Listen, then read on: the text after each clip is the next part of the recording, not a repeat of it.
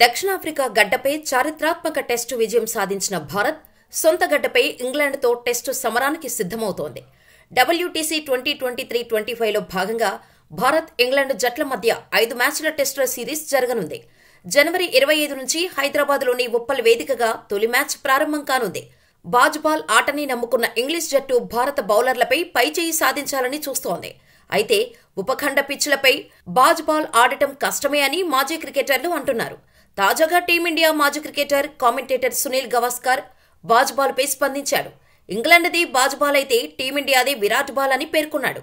సొంత గడ్డపై ఇంగ్లాండ్పై కోహ్లీకి మెరుగైన రికార్డు ఉందని గుర్తు చేశాడు. తొలి టెస్టుకు ముందు సునీల్ గవాస్కర్ మాట్లాడుతూ, ఇంగ్లాండ్ బాల్ ఆటను కౌంటర్ చేసేందుకు మాకు విరాట్ బాల్ ఉంది. ప్రస్తుతం కోహ్లీ మంచి ఫామ్లో ఉన్నాడు.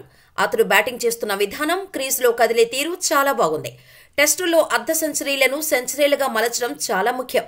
విరాట్ దాదాపు సమానంగా సెంచరీలు, అర్ధ సెంచరీలను కలిగి ఉన్నాడు. ఇవి మంచి గణాంకాలు అని గవాస్కర్ చెప్పాడు. అయితే గత 2 సంవత్సరాలలో టెస్టు క్రికెట్లో ఇంగ్లాండ్ కొత్త విధానాన్ని తీసుకొచ్చింది. బ్యాటర్లు దూకుడుగా ఆడుతున్నారు.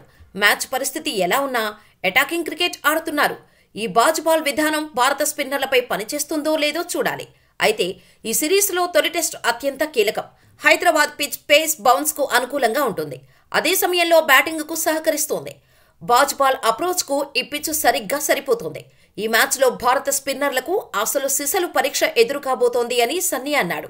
అయితే హైదరాబాద్లో జరిగిన చివరి 5 టెస్టులలో భారత జట్టు 4 మ్యాచ్లలో గెలవగా 1 మ్యాచ్ క్యాన్సిల్ అయింది.